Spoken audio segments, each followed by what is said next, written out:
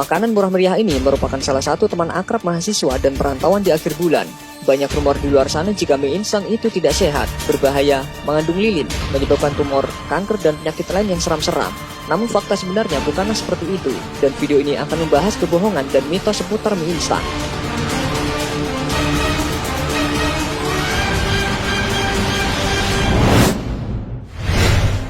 Memasak mie instan dengan bumbu menyebabkan kanker. Banyak info yang menyatakan bahwa Anda tidak boleh merebus mie instan bersamaan dengan bumbunya. Kabarnya saat berada pada suhu 120 derajat Celcius, kandungan kimia pada bumbu mie instan dapat berubah menjadi senyawa karsinogen dan berpotensi memicu tumbuhnya sel kanker pada tubuh Anda.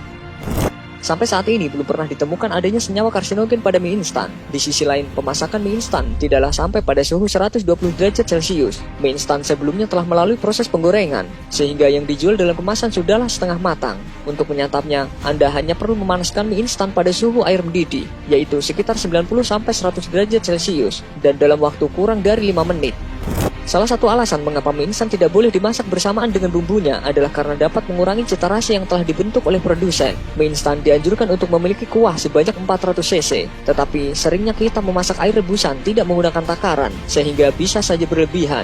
Dan jika bumbunya sudah terlanjur tercampur, bisa jadi bumbunya tidak akan terasa sama sekali.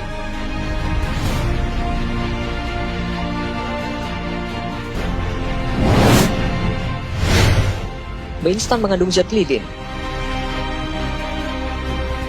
Banyak yang berpikir mie instan tidak lengket karena mengandung zat lilin di lapisan luarnya. Namun bukan seperti itu fakta sebenarnya. Mie instan bisa saling tidak melekat satu sama lain bukanlah karena penggunaan zat lilin, melainkan karena adanya kandungan minyak di dalam mie instan. Pada pembuatannya, mie instan melalui proses deep frying yang bertujuan untuk mengurangi kadar air dan membuat mie instan tetap awet. Dari proses inilah, minyak terserap ke dalam adonan mie instan dan akhirnya dikeluarkan pada saat pemasakan. Jadi sudah terbukti bahwa mie instan tidak lengket karena minyak, bukan disebabkan karena penggunaan zat lilin oleh produsen.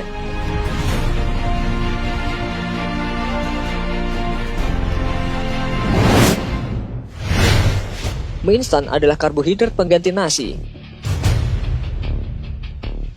Kandungan karbohidrat pada mie instan memang sudah tidak diragukan lagi keberadaannya. Walaupun begitu, mie instan hanya bisa dijadikan sebagai makanan bantu yang sifatnya sementara. Hal ini karena selain karbohidrat, mie instan mengandung banyak lemak dalam kadar yang tinggi. Sedangkan konsumsi lemak dan karbohidrat yang berlebihan juga dapat memicu timbulnya banyak penyakit, seperti diabetes, stroke, dan jantung. Oleh karena itu, mie instan tidak bisa dijadikan makanan pokok pengganti nasi atau sumber karbohidrat yang lain. Anda tetap harus membatasi konsumsi mie instan. Batas konsumsi mie instan yang dianjurkan hanyalah cukup 3 kali saja dalam seminggu.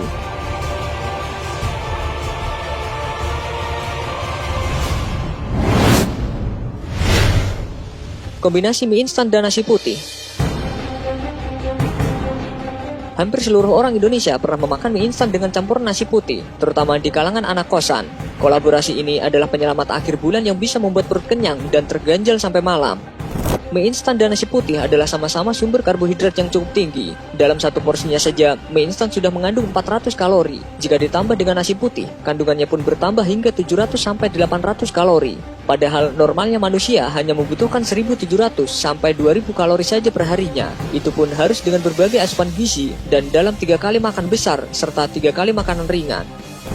Fakta yang sebenarnya adalah selain menambah asupan kalori, perpaduan mie instan dan nasi putih ini juga dapat meningkatkan kadar gula darah dalam tubuh. Jika terlalu sering dan terlampau banyak, badan Anda tidak hanya menjadi lebih gemuk, tetapi juga beresiko terkena penyakit diabetes.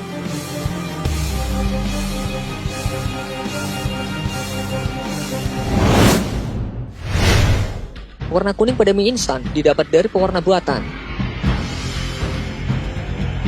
Harus diakui bahwa warna kuningnya mie instan memang tidak didapat secara alami. Dalam pembuatannya, adonan mie instan ditambahkan zat pewarna makanan, yaitu tatrazin. Zat pewarna ini sudah terserap dengan baik dan saat direbus tidak akan luntur.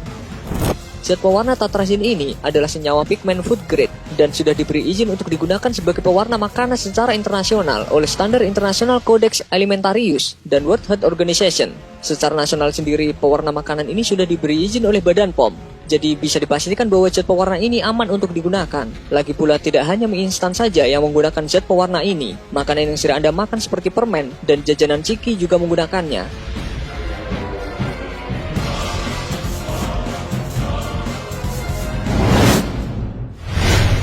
Mie instan mengandung beragam gizi.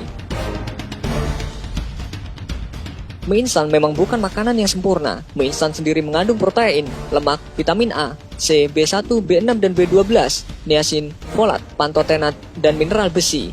Walaupun terbilang cukup banyak, namun jumlahnya yang sangat sedikit. Untuk itu, mie instan tidak bisa dimakan sendirian. Foto semangkuk mie instan lengkap dengan telur, daging ayam, dan sayuran pada kemasan bukanlah hanya sekedar pemanis saja. Namun, itulah saran penyajian yang dianjurkan oleh produsen dan para ahli gizi untuk membuat mie instan menjadi makanan yang lebih lengkap. Jadi, jika ingin menyantap semangkuk mie instan, tambahkanlah bahan makanan lain sebagai pelengkap. Anda juga bisa mencampurnya dengan telur rebus, sawi, wortel, atau daging. Selain lebih sehat, rasanya juga pasti tambah nikmat.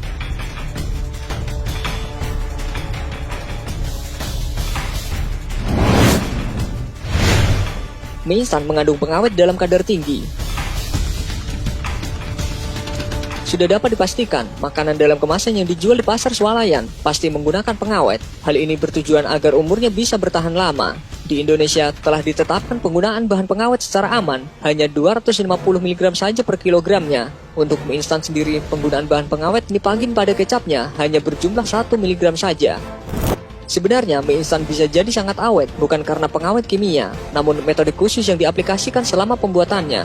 Mie instan digoreng dengan teknik deep frying. Proses penggorengan ini dilakukan pada suhu yang tinggi, yaitu berkisar antara 140 sampai 160 derajat Celcius. Pada suhu ini dapat dipastikan tidak ada mikroba yang dapat bertahan hidup karena kadar air pada mie instan telah turun hingga 3% saja. Dan jika tidak ada mikroba, maka makanan pun tidak akan busuk walaupun tanpa bahan pengawet.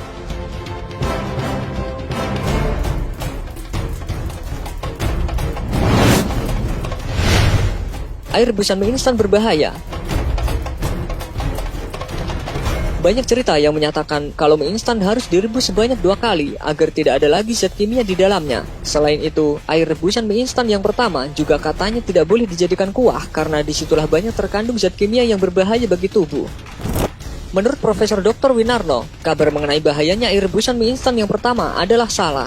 Justru di dalam air rebusan pertama itulah terdapat kandungan zat besi, zinc, vitamin, dan beta-karotin tinggi yang dibutuhkan oleh tubuh Anda. Pada proses pembuatannya, mie instan telah mengalami proses fortifikasi atau penambahan zat-zat gizi dan vitamin yang diperlukan tubuh. Zat-zat gizi dan vitamin ini akan larut dan berpindah dari mie instan ke air pada saat perebusan. Maka dari itu, air rebusan mie instanlah yang justru memiliki kandungan gizi bagi tubuh. Jika airnya dibuang dan diganti dengan yang baru, zat-zat gizi dan vitamin yang terkandung pun ikut terbuang dan hilang. Dan mie instan pun malah jadi makanan yang tidak lagi memiliki nilai gizi yang cukup.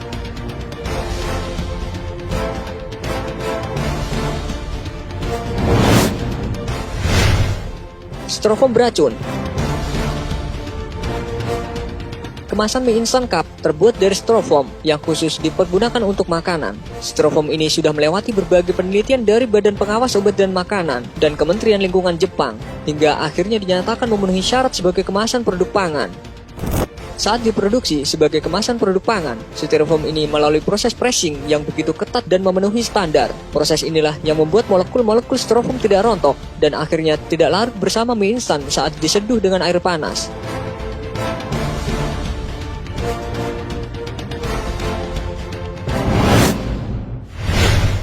Mie instan adalah makanan murahan.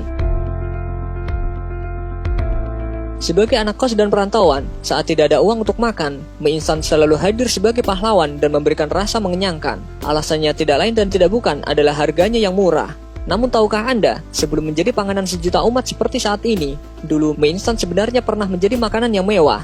Mie instan lahir di Jepang dari tangan Momofuku Ando, pendiri perusahaan ramen instan Nissin. Pada tahun 1958, ramen instan pertama pun hadir dengan rasa ayam yang khas. Ramen instan ini diharapkan menjadi makanan yang praktis dan dapat dimakan di mana saja serta kapan saja.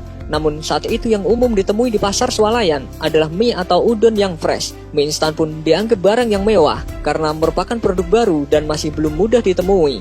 Hasilnya, harga ramen instan pun melambung tinggi hingga 6 kali lipat dari harga udon yang fresh.